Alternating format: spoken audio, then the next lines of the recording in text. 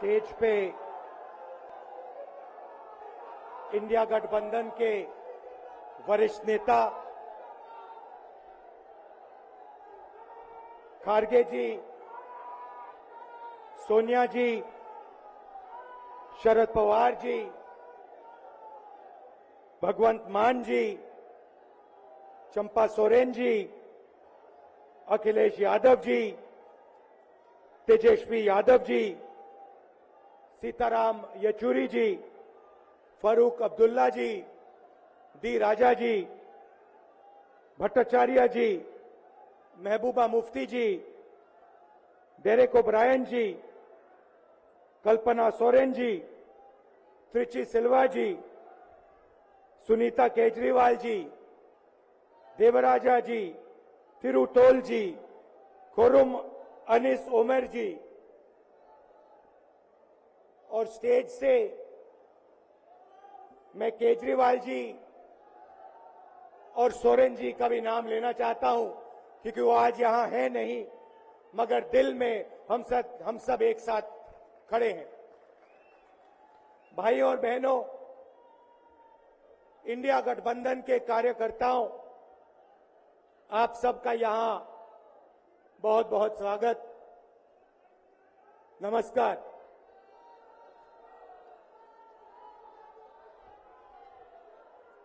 आजकल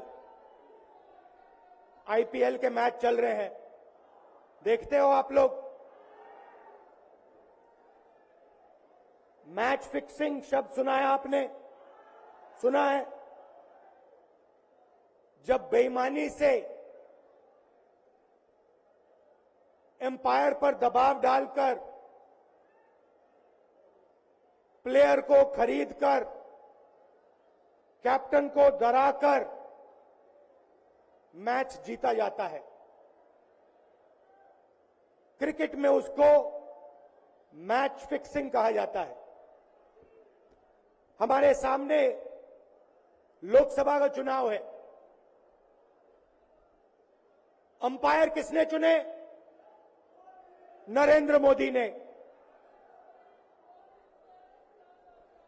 हमारी टीम में से मैच शुरू होने से पहले 2 खिलाड़ियों को अरेस्ट करके अंदर कर दिया।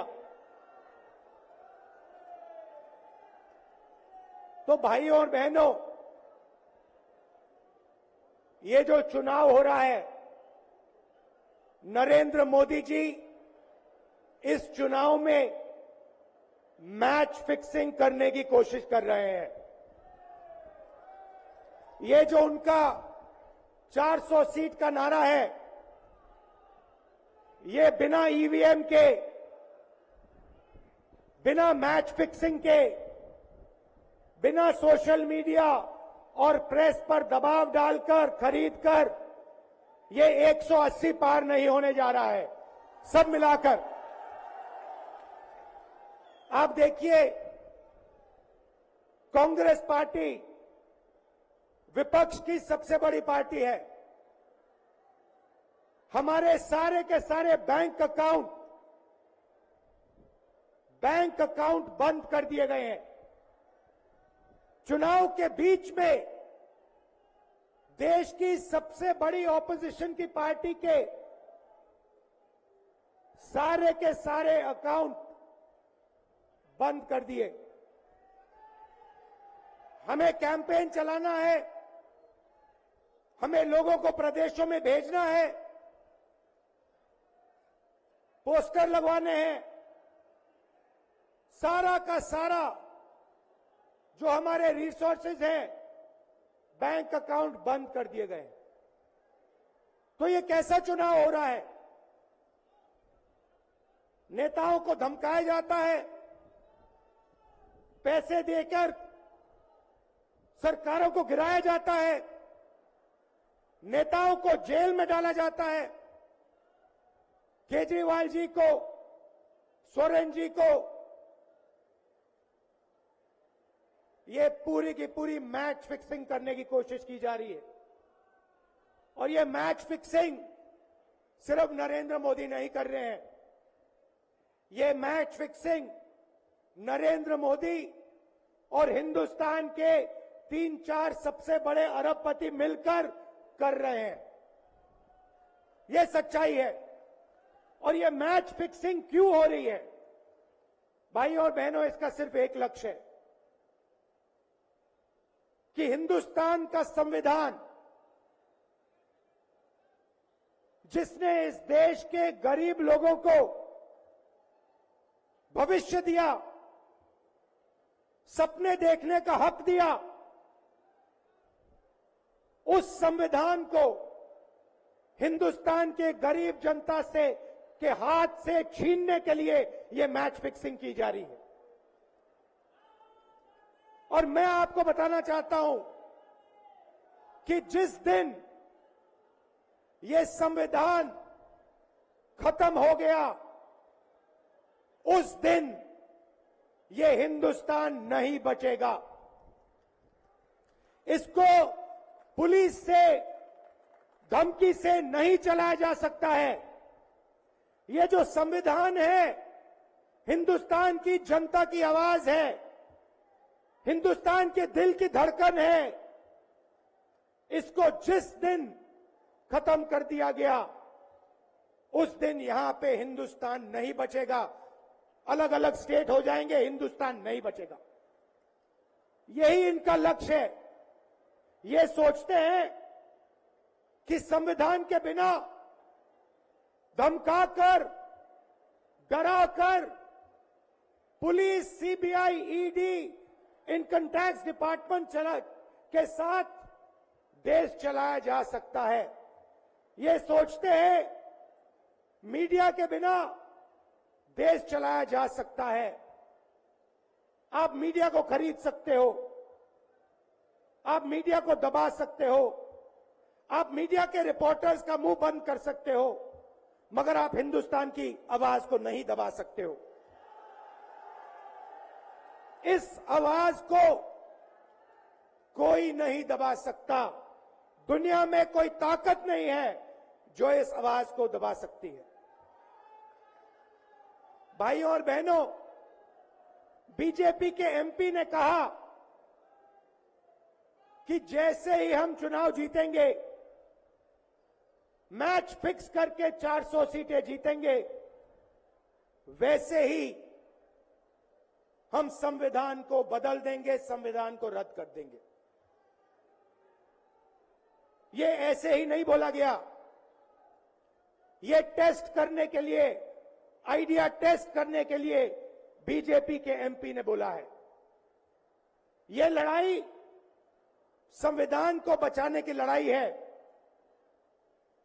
जैसे अखिलेश जी ने कहा, संविधान चला जाएगा,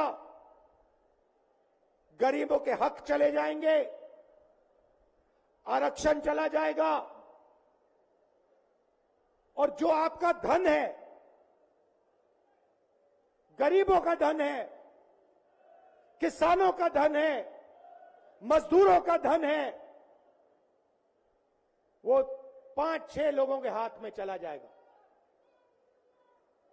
नोटबंदी की, जीएसटी लागू किया। मुझे बताइए, जीएसटी से, नोटबंदी से किस गरीब व्यक्ति को फायदा हुआ? किस छोटे दुकानदार को फायदा हुआ? किस किसान को फायदा हुआ? किस बेरोजगार युवा को फायदा हुआ? किसी को नहीं। 40 साल से सबसे ज्यादा बेरोजगारी हिंदुस्तान में आज है। 1% लोगों के पास हिंदुस्तान का पूरा धन, 22 लोग हैं। जितना धन उतने उनके हाथ में है, उतना ही धन 70 करोड़ लोगों के हाथ में है। ये संविधान को क्यों मिटाना चाहते हैं? क्योंकि आपका धन जो है आपसे छीनना चाहते हैं। मैंने जाति जनगणना की बात की, किसानों के एमएसपी की बात की, युवाओं को रोजगार देने की बात की। यही देश के सामने सबसे बड़े मुद्दे हैं। मगर एक बात याद रखिए, अगर आप लोगों ने पूरे दम से वोट नहीं दिया तो इनकी मैच फिक्सिंग कामयाब हो जाएगी। ये आप भूलिए मत। और जिस दिन मैच फिक्सिंग कामयाब हो गई, उस दिन आपका संविधान, हमारा संविधान खत्म हो जाएगा। जिस दिन संविधान खत्म हो गया, उस दिन हिंदुस्तान के दिल पर एक बहुत बड़ी चोट लगेगी। तो ये जो चुनाव है, ये चुनाव कोई मामूली चुनाव नहीं है। ये चुनाव हिंदुस्तान को बचाने का, संविधान को बचाने का,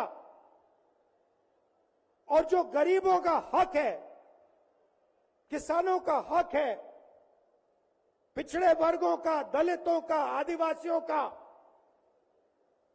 गरीब जनरल कास्ट के लोगों का हक है, उसको बचाने का हक, उसको बचाने का चुनाव है।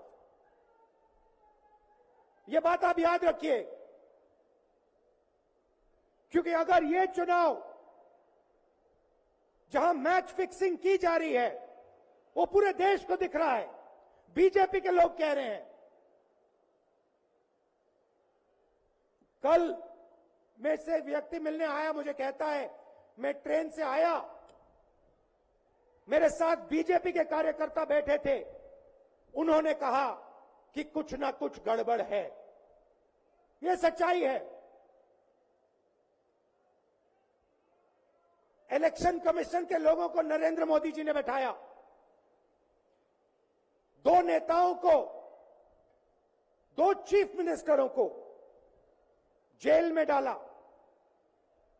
चुनाव से कुछ ही महीने पहले अगर डालना था तो 6 महीने बाद डाल देते, 6 महीने पहले डाल देते। नहीं, चुनाव से 2-3 महीने पहले 2 चीफ मिनिस्टर को डालना था। आपने हमारे बैंक अकाउंट बंद किए। बैंक अकाउंट बंद करने थे, 6 महीने पहले करते, 1 साल पहले करते, 6 महीने बाद करते, कोई फर्क नहीं पड़ता। आप चाहते हो कि विपक्ष चुनाव ना लड़ पाए, और इसीलिए आपने कांग्रेस पार्टी के बैंक अकाउंट रद्द किए, आपने इलेक्शन कमीशन में अपने लोग बैठाए, आप जुडिशरी पे दबाव डाल रहे हो, क्योंकि आप चाहते हो कि मैच फिक्स हो, संविधान रद्द किया जाए और आप सत्ता में रहो। मगर भाई और बहनों, मैं सच बोलता हूं, और मेरी बात आप अच्छी तरह सुन लो। अगर हिंदुस्तान में मैच फिक्सिंग का चुनाव बीजेपी जीते और उसके बाद संविधान को उन्होंने बदला, तो इस पूरे देश में आग लगने जा रही है। जो मैंने कहा याद रखो, ये देश नहीं बचेगा। ये चुनाव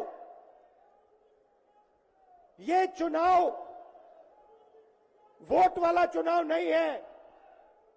ये चुनाव हिंदुस्तान को बचाने वाला चुनाव है, संविधान की रक्षा वाला चुनाव है। धन्यवाद। जय हिंद।